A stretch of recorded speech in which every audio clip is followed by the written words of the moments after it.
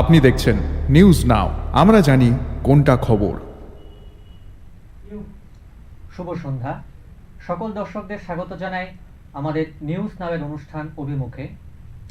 সম্প্রতিকালে ভারতবর্ষের বহুচর্চিত বিষয় হলো ইউনিয়ন বাজেট 2024-25। ভারতবর্ষের বর্তমান এবং ভবিষ্যৎকে কিভাবে প্রভাবিত করতে পারে এই বাজেট, তাই নিয়ে আজকে আমাদের আলোচনা। আমাদের অতিথি আসনে রয়েছেন সরকারি আইন কলেজের অর্থনীতি বিভাগের সহ অধ্যাপিকা ডক্টর অনিন্দিতা সিনহা। ম্যাডামকে আবারও স্বাগত জানাই আমাদের এই অভিমুখের অনুষ্ঠানে। আলোচনার শুরুতেই চলে যাব, এই যে ইউনিয়ন বাজেট 2024-25, এটি ঠিক একটি অর্থনৈতিক দিক থেকে আমরা ঠিক কিভাবে দেখতে পারি? তো প্রথমেই বলতে হয় যে ইউনিয়ন বাজেট যেটা বেসিক্যালি সেটা হচ্ছে সরকারের যে ফিসক্যাল পলিসি, এটার একটা অঙ্গ। এটার থ্রুতে আমাদের গভর্নমেন্ট, যেটা প্রেজেন্ট এনডিএ গভর্নমেন্ট, কি অবজেক্টিভ কি অ্যাটেইন করতে চায় ফর দ্য ইকোনমি, আমাদের অর্থনীতির জন্য কি কি অবজেক্টিভস রেখেছে যেগুলোকে ফুলফিল করতে চায়, সেগুলোকে কিভাবে অ্যাটেইন করা, এটারই একটা ব্লুপ্রিন্ট হচ্ছে বাজেট। অবশ্যই বাজেট আমাদের দৈনন্দিন জীবনকে অনেকভাবে এফেক্ট করছে। তো এটা অনেক, যারা এটার উপরে আলোচনা করছেন ওনারা এটা অনেকভাবেই এটাকে অনেক অ্যাঙ্গেল থেকে দেখছেন। অনেকরা এটাকে ইকোনমিক ভাবে দেখছেন, এটা একটা পলিটিক্যাল অ্যাঙ্গেলও থাকতে পারে, এবং এটা অফকোর্স একটা একটা গুরুত্বপূর্ণ একটা বিষয়, যেহেতু এটাকে অনেকেরাই অনেকভাবেই দেখবে। কিন্তু আমার যেটা মনে হচ্ছে, এই বাজেটের দুটো ইম্পর্টেন্ট ফ্যাক্টস আমাদের প্রথমেই জানা উচিত। আই থিঙ্ক এটা প্রথম একটা কোয়ালিশন বাজেট বলতে পারি, কোয়ালিশন বাজেট, বিকজ এবার প্রথমবার অ্যালায়েন্স পার্টনার্সের সঙ্গে গভর্নমেন্ট ফর্ম করা হয়েছে। তো পারহ্যাপস এই কারণেই অনেকেরা এটাকে, এই বাজেটটাকে একটা বেস বাজেটও বলছে। বেস, BASE, যেটার মানে হচ্ছে Bihar, Andhra Pradesh, socialism and employment. অনেকেরা এটাকে এইভাবেও দেখছে যে এই বাজেটটার মধ্যে কিছু স্টেটদেরকে পারহ্যাপস কিছুটা বেশি ইম্পর্টেন্স এক্সপেন্ডিচার অ্যালোকেশনে দেওয়া হয়েছে। তার সঙ্গে সঙ্গে I think it is the first budget যেটা কনসিকিউটিভলি 7th টাইম একজন ফিনান্স মিনিস্টার প্রেজেন্ট করেছেন, honourable union minister, finance minister Nirmala Sitharaman. এটা ওনার 7th consecutive budget. I think উনি মোরারজি দেসাইয়ের রেকর্ডটা ব্রেক করলেন। তো এবার বাজেটটা একটা ইন্টারেস্টিং। আর এবার এটা নিয়ে বেশ কিছুটা চাঞ্চল্য দেখা যাচ্ছে, যে এটা আমরা মিডিয়াতে দেখছি, নিউজ পেপারে দেখছি, অনেক সাইট থেকে এটার আলোচনা হচ্ছে। মেইনলি যেটা উঠে আসছে সেটা হচ্ছে এই বাজেটটা মিডল ক্লাসের জন্য পারহ্যাপস কি আছে, মধ্যবিত্তদের জন্য, মানে ঠিক কোন ফোকাস এরিয়াগুলি আমরা দেখতে পাচ্ছি। তো সেটা যদি আমাদের বুঝতে হয় খুব ব্রিফলি, প্রথমে আমাদের বুঝতে হবে যে এই বাজেটটা যে প্রেজেন্ট করা হয়েছে, ইকোনমিক আউটলুকটা কিরকম, মানে বেসিক্যালি এখন ভারত নিজেকে অর্থনীতির দিক থেকে কোন স্থানে আমরা নিজেকে এখন পাচ্ছি। তো এখন পুরো বিশ্বের যে সিচুয়েশনটা, সেটা খুব একটা পজিটিভ না ইন টার্মস অফ গ্রোথ, কিন্তু ভারত এক্সেপশন।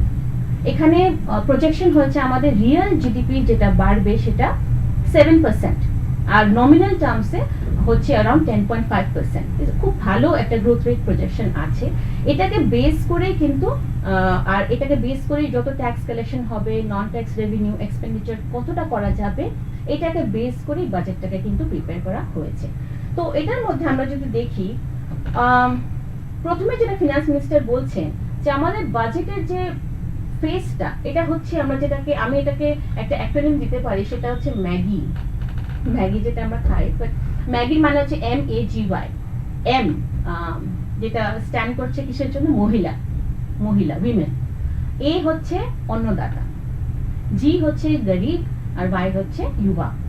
তো এই যে ম্যাগি বাজেটটা বেসিক্যালি এটা এইভাবে কেন এটাকে রাখা হয়েছে, সেটা হচ্ছে ইভেন দো আমরা একটা কমফোর্টেবল পজিশনে আছি ইন টার্মস অফ গ্রোথ, কিন্তু কিছু কিছু সেক্টরস আইডেন্টিফাই করা হয়েছে আমাদের ইকোনমিক সার্ভেতে, যেখানে আরেকটু বেশি এমফাসিস দেওয়াটা দরকার। আর এটা ঠিক এই সেক্টরগুলো, অন্নদাতা মানে এগ্রিকালচারাল সেক্টরটা, উইমেনদের জবস বা ওয়ার্ক পার্টিসিপেশন অনেকটা ফল করে যাচ্ছে। এর জন্য এটাকে ইউথ আনএমপ্লয়মেন্ট একটা মেজর ইস্যু, এবং এর জন্যই এইটাকে এইভাবে করে গোলসগুলোকে একসঙ্গে নিয়ে আসার চেষ্টা এখানে করা হয়েছে। তো মধ্যবিত্ত যখন এই ডিবেটটা আমি শুনছি, প্রথমে বুঝতে হবে যে মধ্যবিত্ত কারা, who comprises the middle class. Middle ক্লাসের কোনো রিজিড ডেফিনেশন নেই এভাবে, কিন্তু জেনারেলি বোঝা যায় যদি ইনকাম থেকে অ্যাসপেক্ট থেকে দেখি, যারা 5 লাখ আর 30 লাখের মধ্যে যাদের অ্যানুয়াল ইনকাম, ইয়ারলি ইনকাম, ওদেরকে আমরা মিডল ক্লাস বলি। এটা হচ্ছে ইকোনমিক।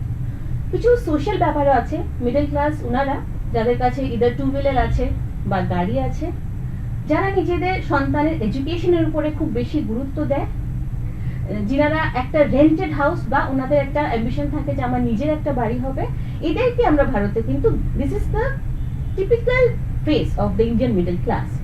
তো যেটা আমরা শুনছি যে আলোচনায়, যে ট্যাক্সের দিক থেকে যদি আমরা দেখি তাহলে মিডল ক্লাসের জন্য তো খুব একটা কিছু নেই।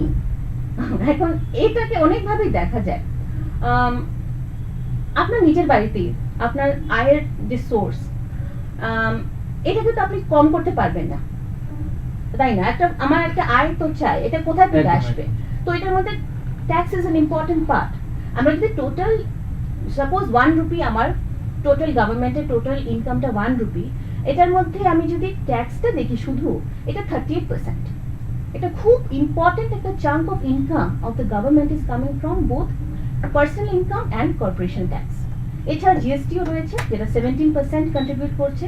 তো ট্যাক্সকে আমরা কিভাবে, আমি মানে এই এক্সপেকটেশনটা কিছুটা হলেও মিসপ্লেস হতে পারে যে পারহ্যাপস সীতারামন ম্যাডাম এখানে কিছু একটা করতে পারতেন, উনি করেছেন বিকজ, কিন্তু ওনার গোলটা কিন্তু নিজের রেভিনিউজ বাড়ানো না বা কোনো মিডল ক্লাসের উপরে বার্ডেন দেওয়া না। এখন আমাদের ভারতে যেটা চলছে সেটা হচ্ছে ট্যাক্স কমপ্লায়েন্সটাকে বাড়ানোর চেষ্টা করা, মানে যাতে এটা সহজভাবে ট্যাক্সটাকে বুঝে আমরা, অনেকের কি হয় যে ধরুন আমি ট্যাক্স দিতে পে করতে চাই কিন্তু খুব কমপ্লেক্স একটা প্রসেস হয়ে যাচ্ছে, তো আমি অনেক সময় পে করতে পারছি না, ভুল হয়ে যাচ্ছে। তো সিম্পলিফিকেশন অফ দ্য ট্যাক্স, এইটাকেই কিন্তু এবার সবচেয়ে বেশি ইম্পর্টেন্স দেওয়া হয়েছে। তো আমরা যদি ইনকাম ট্যাক্সগুলো দেখি, ইনকাম ট্যাক্সটা পার্টিকুলারলি দেখি, এখানে কিন্তু আগে ছিল 50,000 এক্সামশন, এবার এটাকে বাড়িয়ে +25 করে 75,000 একটা এক্সামশন দেওয়া হয়েছে। কিছুটা হলেও এটা পকেটের উপর একটু কম ভার পড়বে। তার সঙ্গে সঙ্গে যে স্ল্যাবস গুলো ছিল এগুলোকে অ্যাডজাস্ট করে একটু উপর দিকে নেওয়া হয়েছে। ফর এক্সাম্পল প্রথম যেটা ছিল 3 লাখ টু 6 লাখ, প্রথম যেটা, এটাকে এখন 3 লাখ টু 7 লাখ করা হয়েছে। এইভাবে অ্যাডজাস্টমেন্টস কিছুটা করা হয়েছে।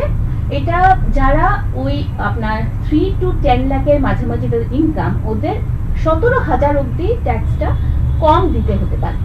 সেটাকে আমি একটা ডিরেক্ট বলবো, সরকারের ডিরেক্ট প্রচেষ্টা টু মিডল ক্লাসকে রিলিফ দেওয়ার। কিন্তু মিডল ক্লাস তো শুধু ট্যাক্সের সাথে রিলেটেড না, যেটা আমি বললাম, মিডল ক্লাস ওরাও যারা এডুকেশনকে বেশি ইম্পর্টেন্স দিচ্ছে, হাউসিংকে দিচ্ছে, তো এনার্জি এগুলোকে দিচ্ছে, তো এদের জন্য ইনডিরেক্টলি অনেক কিছু আছে বাজেটে। যদি একটু কেউ দেখে, ফর এক্সাম্পল দুটো এক্সাম্পল দেবো, ধরুন এনার্জি। তো এনার্জি নিয়ে তো পুরো ওয়ার্ল্ডে এখন একটা চর্চা চলছে যে we need clean energy, we need green energy. তো এটার জন্য যেটা রুফটপ সোলার, যেটা আপনার ইনিশিয়েটিভ একটা কিন্তু সরকার নিয়েছে, এটার মধ্যে পার মান্থ আপনার 300 ইউনিটস ফ্রি ইলেকট্রিসিটি প্রোভাইড করার একটা চেষ্টা করা হবে। তো এটা কাকে বেনিফিট করবে? এতটা ইলেকট্রিসিটি যারা কনজিউম করছে ওই ব্র্যাকেটের মধ্যে কারা? এটার মধ্যে মিডল ক্লাসও রয়েছে। তারপর এর সঙ্গে সঙ্গে আপনার রয়েছে আপনার আরবান হাউজিং স্কিমটা, যেখানে আরো 1 crore আরবান, যারা আরবান এরিয়াজে থাকে ওনাদেরকে হেল্প করার জন্য টু বিল্ড হাউসেস। তো middle class is benefiting, indirectly হলো একটা বেনিফিট, একটা প্রোভাইড করার একটা ব্যবস্থা। ডিরেক্টলি এটা সব সময় যে আপনার ট্যাক্স দিয়ে সম্ভব হবে সেটা কিন্তু কথা নয়। প্রো ফ্যাসিলিটিস এন্ড স্কিমস দিয়ে একটা, মানে ওদের জন্য সেরকম ভাবে চাপটা না পড়ে, কিছুটা যেন ডেভেলপমেন্ট আমরা দেখতে পারি, ওদের সেরকম ভাবে দেওয়া হচ্ছে। ওদের রোজ দৈনন্দিন জীবনটা যেন ওরা ভালোভাবে কাটাতে পারে, এটার সুবিধাগুলো কিন্তু করে দেওয়ার চেষ্টা রয়েছে। আর এখানে আমি একটু বলতে চাইবো যে ইভেন আমরা যারা অর্থনীতি নিয়ে পড়ে, আমাদেরও একটা কিছুটা একটা ছিল যে এবার যেহেতু কোয়ালিশন এসেছে, এবার কি একটু ডিরেল হয়ে যাবে কিনা।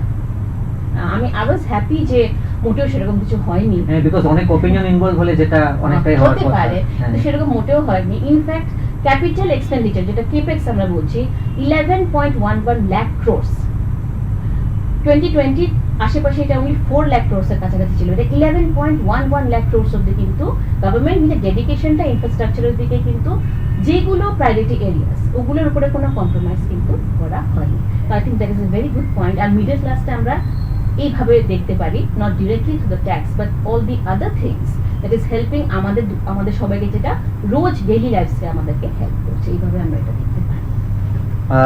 ম্যাডাম যেটা বলছিলেন ওই যে ম্যাগির দিক থেকে যেটা বলছিলেন about the women and the youth, যেটা এমফাসাইজ করা হচ্ছে, যেটা আই থিঙ্ক অনেকটা আমাদের 9 ফোকাস এরিয়ার মধ্যে রয়েছে ইউথের জন্য স্কিল এনহ্যান্সমেন্ট কোর্সের জন্য করা। তো ওটা থেকে আমি একটু সরাসরি চলে যাচ্ছি প্রশ্নে, এই যে নতুন যে বাজেটের আমরা যে প্রকল্পগুলো দেখছি বা যেগুলো হয়তো আসতে চলেছে, তার মধ্যে এই যে আমাদের ভারতবর্ষে আনএমপ্লয়মেন্ট একটা বড় ইস্যু, এই বেকারত্বের বিষয়টা, তো সেটা কি ঠিক কিভাবে আমরা কাউন্টার করতে পারি? তাছাড়া এই যে মহিলাদের যে কিছুটা আত্মনির্ভর করে তোলা, ওদেরও যে একটা সোশ্যালি ওদেরকে একটা ইন্ডিপেন্ডেন্ট করে তোলা, সেগুলিকে কিভাবে হেল্প করতে পারে এই বাজেট?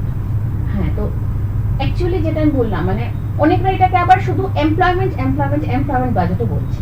মানে আপনি পাতাগুলোতে যদি দেখেন কোনোভাবে কোথাও একটা এমপ্লয়মেন্টের বিষয়টা কিন্তু রয়েছে, মানে এটাকে সবচেয়ে বেশি গুরুত্ব দেওয়া হয়েছে। এটা পলিটিক্যাল দিকে আমরা যাবো না, even from the economic side এটা one of the burning issues. মানে ইন্ডিয়াতে যদি কেউ জিজ্ঞেস করে যে এখন সবচেয়ে বেশি মানে কোন এরিয়াতে প্রবলেম, সবাই ইনফ্যাক্ট বলবেই যেটা হচ্ছে আনএমপ্লয়মেন্ট, আর সেটা হচ্ছে ইউথ, মানে যারা আমাদের যুবতী ওদের কোথায় আমরা ভালো একটা মানে প্লেস করতে পারি, এটাই হচ্ছে। তো এখানে কিছু খুব স্ট্রং কিছু প্রকল্প নেওয়া হচ্ছে। অফকোর্স এগুলো ইমপ্লিমেন্টেশন হওয়ার পরেই আমরা ইনফ্যাক্ট বুঝতে পারবো যে এটা অ্যাকচুয়ালি কি হলো, কিন্তু অ্যাটলিস্ট অন পেপার যেটা সরকারের একটা যেটা চেষ্টা আমরা দেখতে পাচ্ছি ওটা আমরা অ্যাপ্রিসিয়েট করতেই পারি। এটার মধ্যে একটাকে বলা হচ্ছে আপনার এমপ্লয়মেন্ট লিঙ্কড ইনসেন্টিভ, একটা যেমন ছিল প্রোডাকশন লিঙ্কড ইনসেন্টিভ, ঠিক এরকমই একটা সিমিলার একটা মডেলে আনা হচ্ছে এমপ্লয়মেন্ট লিঙ্কড ইনসেন্টিভ। এখানে সরকার 3টে স্কিম এনেছে কিভাবে, মানে ওরা যারা 3টে স্কিম, স্কিম এ, স্কিম বি আর স্কিম সি। প্রথমটা হচ্ছে ফার্স্ট টাইম যারা জব পাবে, ওদের স্যালারি যদি 1 লাখের নিচে হয়, মান্থে 1 মাসের স্যালারি যদি 1 লক্ষর নিচে হয়, তাহলে সরকার ওদেরকে ইনস্টলমেন্টে 15,000 টাকা অবধি ওদের ডিরেক্ট বেনিফিট ট্রান্সফার ওদের অ্যাকাউন্টে পৌঁছে দেওয়ার চেষ্টা করবে। এটার মানে কি, যখন একটা যখন মানে এডুকেশন থেকে ট্রানজিশন করে জবের দিকে কিছু অসুবিধা হতে পারে, রিলোকেশন হয়ে যেতে পারে, কারোর জায়গা চেঞ্জ করতে, কাউকে রেন্টে থাকতে হতে পারে, একটু অসুবিধা হতেই পারে। তো ওখানে একটা সাপোর্ট দেওয়া, ওই সাপোর্টটা সরকার একটা স্কিম দিয়ে ট্রাই করেছে। এখন এটার মধ্যে ওরা বলছে যে 210 লক্ষ যুবক যুবতীদের এটাতে বেনিফিট হবে, which is অনেক বড় না হলেও একটা সিগনিফিকেন্ট এটা নাম্বার বটে। আরেকটা স্কিম হচ্ছে জব ক্রিয়েশন ইন ম্যানুফ্যাকচারিং, যেটা বলছে ম্যানুফ্যাকচারিং সেক্টরে কি করা হবে, এমপ্লয়িজ প্রভিডেন্ট ফান্ড যেটা অর্গানাইজেশন, ওখানে যদি কন্ট্রিবিউশন থাকে ওই ইনস্টিটিউশনের অর্গানাইজেশন, তাহলে কি হবে, সরকার ওদেরকে এই যে এমপ্লয়ার যে আপনাকে এমপ্লয় করছে ওরও তো একটা অংশ দিতে লাগে ওই ফান্ডের ভেতর, ওই অংশের কিছুটা পার্ট সরকার নিজে বের করছে। মানে কি করছে, এমপ্লয়ার থেকে কিছুটা বার্ডেন তুলে নিচ্ছে, এটাতে ইনসেন্টিভ দেওয়ার চেষ্টা করছে। অফকোর্স এটা ক্রিটিসিজম আছে, অনেকটা বলছে এটা গার্ডেন ভ্যারাইটি সোশ্যালিজম বলা হয়েছে, মানে একটা খুব মানে একটা একটু সরল বিশ্বাস যে আমি ইনসেন্টিভ দিলেই এমপ্লয়মেন্ট বাড়বে, কিন্তু আমার মনে হয় ইনসেন্টিভ না দিলে তো বাড়ার চান্স আরোই কম। At least they are doing something, আমার মনে হয় ইট ইজ প্রেজ ওয়ার্থি। আর এরকমই আরেকটা স্কিমও আছে ডিরেক্টলি, যেটা এমপ্লয়ারদেরকে সাহায্য করবে টু টেক মানে to increase the intake of people. আর এগুলো স্পেশালি ফার্স্ট টাইম, মানে এগুলো সবাই ইউথ। তো এই প্রথম স্কিমের আন্ডারে 210 লক্ষ ইউথ, নেক্সট স্কিমে টার্গেট হচ্ছে 30 লাখ ইউথ। তো এইভাবে করে করে আস্তে আস্তে করে over a period of 3 to 5 years এমপ্লয়মেন্টটাকে আস্তে আস্তে করে একটা পুশ। আর এর সঙ্গে আরেকটা ইন্টারেস্টিং আমি বলবো, সেটা হচ্ছে এবার রিজার্ভ ব্যাংক অফ ইন্ডিয়ার যে ডিভিডেন্ড আসছে সরকার সেন্ট্রাল গভর্নমেন্টের কাছে, এটা আগেরবার অ্যারাউন্ড 86,000 ক্রোর্স ছিল, এবার একদম জাম্প করে এটা 2.1 এরকম অ্যারাউন্ড লাখ ক্রোর্স। মানে কি, আরবিআই অনেকটা ডিভিডেন্ড সেন্ট্রাল গভর্নমেন্টকে প্রোভাইড করেছে, আর সেন্ট্রাল এটা নিয়ে কি করেছে এটা দেখে আমার খুব খুশি হয়েছে, ওরা একটা স্কিম আরেকটা এনেছে। এই স্কিমটা হচ্ছে আপনার ইন্টার্নশিপ স্কিম, এটা আপনি শুনবেন, ইন্টার্নশিপ স্কিম মানে মানে by on the ground training নেওয়া, অন দ্য গ্রাউন্ড গিয়ে কিছু শেখা। এই স্কিমটার উপর সরকার কি করবে, 5,000 রুপিস করে ফর এক্সাম্পল আমরা যখন কলেজে পড়তাম, আমরা যখন কোথাও যেতাম কিছু শিখতে, আমরা কিছু পেতাম না রিটার্নে। এটা তো অ্যাজিউম করা হয় যে ইন্টার্নকে আর ওদেরকে আর কি পয়সা দেবা, আমি তো ওদেরকে স্কিল করছি। তো এখন সরকার বলছে না, ওদেরকে সার্ভাইভ করবো, কিছু হলেও আমরা ওদেরকে হেল্প করবো। তো এই যে পজিটিভ স্টেপসগুলো এমপ্লয়মেন্ট অ্যান্ড স্কিলিং এর জন্য কিন্তু নেওয়া হচ্ছে। এর সঙ্গে আরো অনেক স্কিম আছে, যেমন আপনার একটা যে আপনার আইটিআই স্কিম 1000, এগুলোকে হাব অ্যান্ড স্পোক, মানে একটা সেন্টারকে ওরা আইডেন্টিফাই করবে যারা ট্রেনিং প্রোভাইড করবে স্কিল, আর ওর সঙ্গে অনেকগুলো ইনস্টিটিউশনকে জুড়ে দেবে, যাতে কি হবে, এটা কিভাবে এটাকে আরো বেশি করে আরো বেশি জায়গায় পৌঁছে দেওয়া যায়, এইভাবে ওরা একটা এই প্রকল্পটাও এই বাজেটে আমরা দেখতে পাচ্ছি। তো এমপ্লয়মেন্টের উপরে অনেকগুলো মানে সুন্দর ওরা পদক্ষেপ কিন্তু নিয়েছে। অফকোর্স এই সরকারের একটা ভালো রেকর্ডে রয়েছে ইমপ্লিমেন্টেশনে, আমরা বলতেই পারি যে সেরকম খারাপ না। তবুও আমার মনে হয় we have to wait at least আরো 1 ইয়ার পরে এটা বোঝা যাবে যে অ্যাকচুয়ালি এটা কতটা সাকসেসফুল হয়েছে, বিকজ পিএলআই স্কিমটা যেটা ছিল সেটা ততটা সাফল্য পায়নি। আর এর জন্য এবার কিন্তু বাজেটে ওটাকে একটু অ্যালোকেশনটা কমিয়ে দেওয়া হচ্ছে, but that the hits and misses থাকবেই। অ্যাটলিস্ট প্রচেষ্টাটা মানে ঠিক দিকে আছে। এটা অ্যাটলিস্ট স্কিলের পাশাপাশি যখন একটা ইনকাম থাকছে, হয়তো মোর না মোর স্টুডেন্ট আমরা ইনটেক দেখতে পারি টু অ্যাভেল দ্যাট কোর্স। আর ওরা যদি স্কিলিং হয়ে যায়, তারপরে ওরা ওই সেম কোম্পানিতে অ্যাবজর্ব হয়ে যেতে পারে। ধর আমি সিনসিয়ার ডেডিকেটেড, আমি নিজে ভালো করে করলাম কাজটা, the manager can tell that he or she is a good person, আমরা ওকে চাকরি দিতেই পারি, ও ঠিক আছে। আর উইমেনের কথাটা যেটা বললেন, এখানে একটা এক্সাম্পল দিতে চাইবো। তামিলনাড়ুতে মানে কিছু গার্মেন্ট ফ্যাক্টরিজ শুরু করা হয়েছিল। তো ওখানে মানে এইজ অফ ম্যারেজ, যেটা প্রথম মানে বিয়ের বয়সটা মেয়েদের খুবই কম ছিল, 13-14, বিকজ ওখানে কোনো এমপ্লয়মেন্ট ছিল না। তো মেয়েদেরকে কি করা হতো, একটা এজে করে বিয়ে দিয়ে দেওয়া হতো। গার্মেন্ট ইন্ডাস্ট্রি যখন ওখানে কিছুটা এস্টাবলিশ হলো, এই সেম ফ্যামিলির মধ্যে থেকে এজটা 21 বছর হয়ে গেল। কেন? বিকজ এই মেয়েগুলি তখন কিছুটা স্কিলস নিয়ে ওরা কিন্তু ওখানে কাজ করছে, আর ওদের বাবা মাকে ওরা হেল্প করতে পারছে, আর এই পয়সা থেকে ওরা কিছুটা পড়াশোনা করতে পারছে। তো এই বাজেটে স্পেশালি 3 লাখ ক্রোর্স টাকা দেওয়া হয়েছে জাস্ট ফর উইমেন স্কিমস, মানে কি ওদের যেটা আপনার হস্টেলস বানিয়ে দেওয়া। মহিলাদের একটা মেজর প্রবলেম থাকে যে আমি কাজ করতে যখন একটা নতুন সিটিতে কোথায় থাকবো, আমার সেফটি থাকাটা একটা, আমার সেফটি কি হবে, বাবা মারা বলতেই পারেন তুমি ওখানে যেও না, তোমার আনসেফ। তো এগুলোকে চিন্তা করে একদম মানে গ্রাউন্ড লেভেলে চিন্তা করে ওরা কি মানে এই ক্র্যাশ, আরেকটা হচ্ছে ক্র্যাশ মানে যারা মা, ওরা বাচ্চাকে রেখে কি করে চাকরি করবে, এটা প্রবলেম। তো এটাকেও ওরা কিছুটা কিভাবে ক্র্যাশ করে দিয়ে বাচ্চাদেরকে ওরা সন্তানদেরকে রেখে ওখানে ওদের ভেতরে ওরা কিন্তু কাজ করতে পারবেন। তো এই স্কিমসগুলো মহিলাদেরকে আরেকটু প্রোৎসাহন দেওয়ার জন্য, যে ওরা যাতে এগিয়ে আসে আর এই সামাজিক কারণে যাতে ওরা আটকিয়ে না থাকে, এই বাজেটের মধ্যে আমরা এটাও দেখতে পাচ্ছি। এটা আমরা অ্যাপ্রিশিয়েট করতে পারি যে উইমেন হস্টেলস এবং ক্রেশেস, এটাও এই বাজেটের মধ্যে। আর গতবারের বাজেট থেকে অনেকটা বেশি এখানে অ্যালোকেশন ফান্ড দেওয়া হচ্ছে। আচ্ছা, এরপরে চলে যাচ্ছি আমাদের এই ভারতবর্ষ কিন্তু অনেকটা মোটামুটি অ্যাগ্রো বেসড কান্ট্রি যেটা বলা যায়, অনেকটাই আমরা এগ্রিকালচারের উপর নির্ভর। তা সেই এগ্রিকালচারের উপর মানে এই বাজেটে কি আমাদের কিছু সেরকম মানে ফ্যাসিলিটিস বা কিছু আমরা দেখতে পাচ্ছি? একদম একদম, মানে প্রথমে আপনি যদি দেখেন যে বাজেট প্রায়োরিটিস যেটা আমাদের ফিনান্স মিনিস্টার বলেছেন, একদম নাম্বার 1-এই আছে productivity and resilience in agriculture. Agriculture সেক্টরটা আমাদের কৃষি ক্ষেত্রে এখন কি আছে, এখানে আপনার 15% জিডিপি কন্ট্রিবিউট করছে, কিন্তু অলমোস্ট 45% ওয়ার্কিং পপুলেশন এখনো এগ্রিকালচারই আছে। তো অ্যাকচুয়ালি ভারতের স্ট্যান্ডার্ড অফ লিভিং জেনারেলি কি হবে, এটা কি ডিসাইড করছে যে এগ্রিকালচার কিরকম করছে। হ্যাঁ, তো এইটাকে তো কোনো সরকারি ইনফ্যাক্ট ক্যানট ইগনোর, এটা পসিবল না। কিন্তু এবার গ্লোবাল যে চেঞ্জেসগুলো আছে, যেমন ক্লাইমেট চেঞ্জ একটা বড় ব্যাপার, এটার জন্য কি হচ্ছে, অনেক জায়গাতে ফ্লাডস হচ্ছে, অনেক জায়গাতে পেস্টস বেড়ে যাচ্ছে, পোকা যেগুলো মানে নষ্ট করে দিচ্ছে ক্রপসগুলো।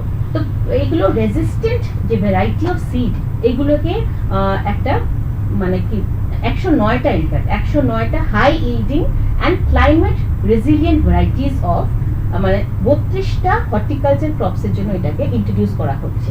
এটা কিন্তু অনেকটা রিসার্চের পরেই এভাবে এটাকে রেডি করা যায়। তো অনেকটা রিসার্চ অ্যান্ড ফান্ডস গেছে জাস্ট সো দ্যাট ফার্মার্সদেরকে এরকম সিডগুলো পৌঁছে দেওয়া যায়, তো ওদের ইনকাম ফ্লাকচুয়েশনটা ওটাতে অনেকটাই কম হবে। আর আরেকটা হচ্ছে যে 1 crore ফার্মার্স কে ওরা 1 কোটি ফার্মারকে ন্যাচারাল ফার্মিং এর দিকে ওরা নিয়ে আসার চেষ্টা করছে, অর্গানিক ফার্মিং, ন্যাচারাল ফার্মিং। কেন? বিকজ আমরা যদি আমাদের প্রোডাক্টস গুলো এক্সপোর্টও করতে চাই, এখানে অনেকগুলো ইস্যুস আছে।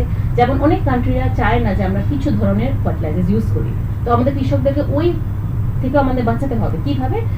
আস্তে মানে স্লোলি ওদেরকে কিন্তু অর্গানিকের দিকে নিয়ে আসতে হবে, যাতে আমাদের যে প্রোডাক্টস ছিল ওগুলো বিদেশে অ্যাকসেপ্টেবল হয়। তো অর্গানিক ফার্মিং জিনিসটাকে ওরা অনেকটা বেশি গুরুত্ব দিয়েছে। এর সঙ্গে পালসেস, আপনি শুনেছেন পালসেস আর আপনার মিলেটস যেটা ছিল রিসেন্টলি, এগুলোর উপরে অনেকটাই ওরা গুরুত্ব দিয়েছে।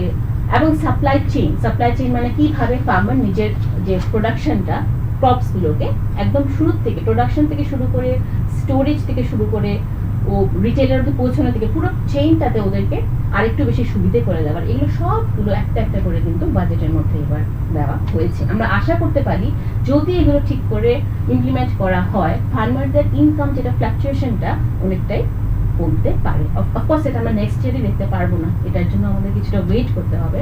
কিন্তু the good thing is that government নিজের যে মানে ডিরেকশনটা কিন্তু কোনোভাবেই চেঞ্জ করছে না, যেটা ওদের প্রায়োরিটি ছিল ওটাই ওরা কিন্তু এগিয়ে যাচ্ছে। It's a very good thing. আমার মনে হয় এগ্রিকালচারে আই থিঙ্ক তারা এটা করতে পেরেছে। আর যেটা আমরা মানে শুরুর দিকে বলছিলাম যে মানে ভবিষ্যতের কথাটা, যেটা অনেকটা আমরা প্রায় জায়গায় অনেক আলোচনায় শুনেছি, যেটা আমাদের ভিশন অফ 2047, যেটা আমরা 100 ইয়ার্স অফ ইন্ডিপেন্ডেন্স, যে একটা ডেভেলপড ইন্ডিয়ার যে স্বপ্ন আমরা দেখছি, আমরা যেন ডেভেলপিং ফেজটা থেকে আমরা সেই ডেভেলপড স্ট্যাটাসটা অ্যাটেইন করতে পারি ইন দ্য ওয়ার্ল্ড সিনারিও।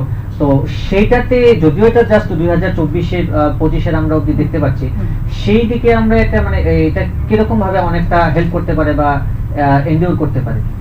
হ্যাঁ, তো এটা আমাদের বুঝতে হবে যে যখন 2047 এর কথা বলা হচ্ছে, তখন কিন্তু অনেকটা আমরা ফিউচারে চলে গেছি। তাহলে আমাদের কি হবে যে অনেক কিছুই মাঝখানে চেঞ্জ হতে পারে, গ্লোবালি অনেকটাই চেঞ্জ আসতে পারে।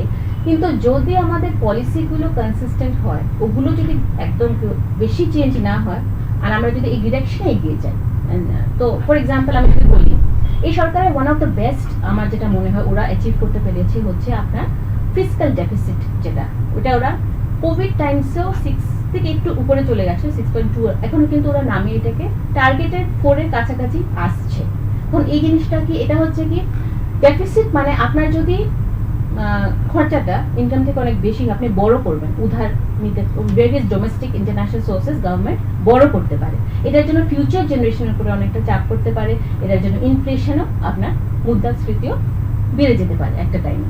তো এই গভর্নমেন্টের যে এফর্টটা এই বাজেটের মধ্যে আপনি দেখতে পারবেন যে ও ফিউচারকে লক্ষ্য রেখে আমাদের ইনফ্লেশনটাকে কিছুতেই ওরা 4-এর উপরে বেশি একটা যেতে দিতে চাইছে না। এটার জন্যই অনেকেরা অফকোর্স এটাকে ক্রিটিসাইজও করেছে যে এবার কি শুধু মানে ফিসক্যাল ডিসিপ্লিনটা ইম্পর্টেন্ট, আমাদের কান্ট্রি গ্রোথটা ইম্পর্টেন্ট নয়, এটা ক্রিটিসিজম এসছে বাজেটে।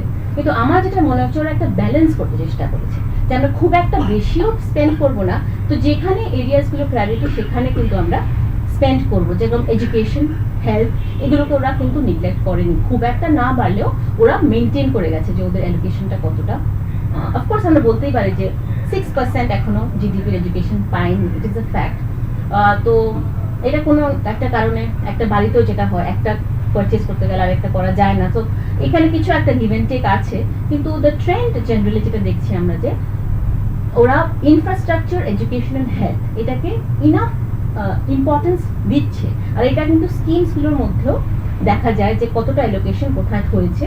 আর ফিউচারে গিয়ে কি আমরা কি করে অ্যাটেইন করব ওই স্ট্যাটাসটা, by attaining a faster growth rate.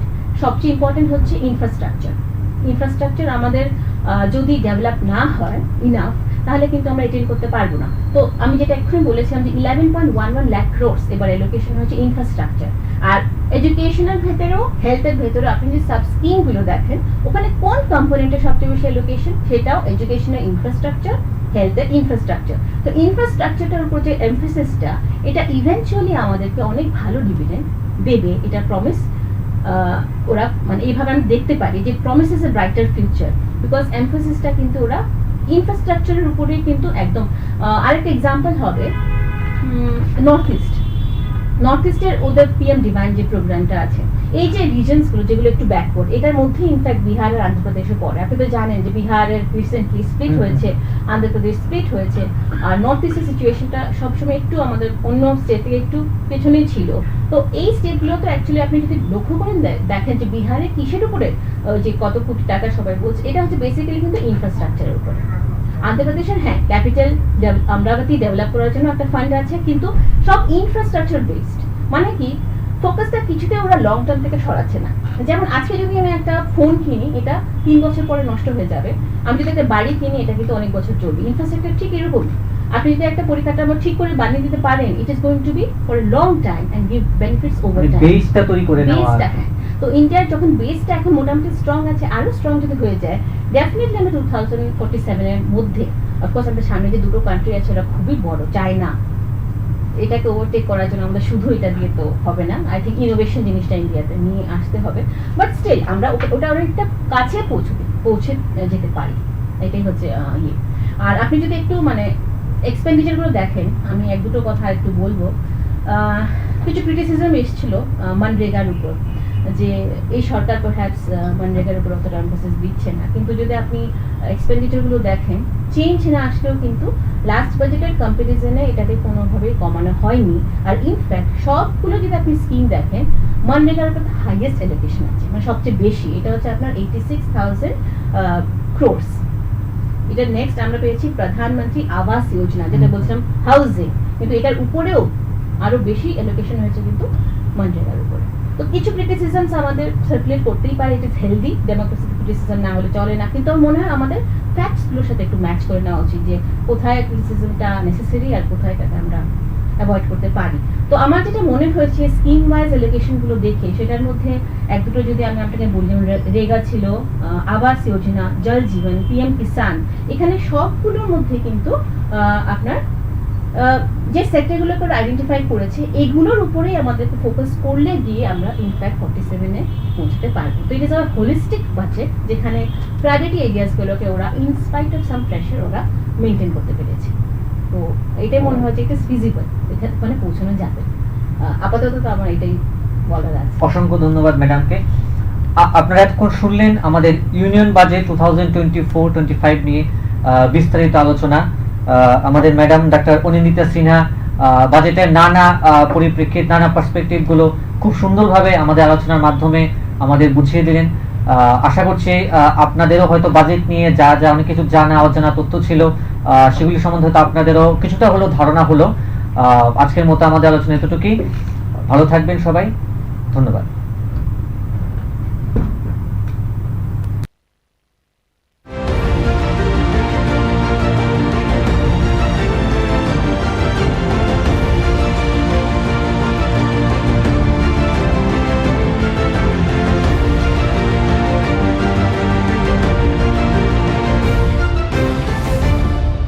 আপনি দেখছেন নিউজ নাও, আমরা জানি কোনটা খবর।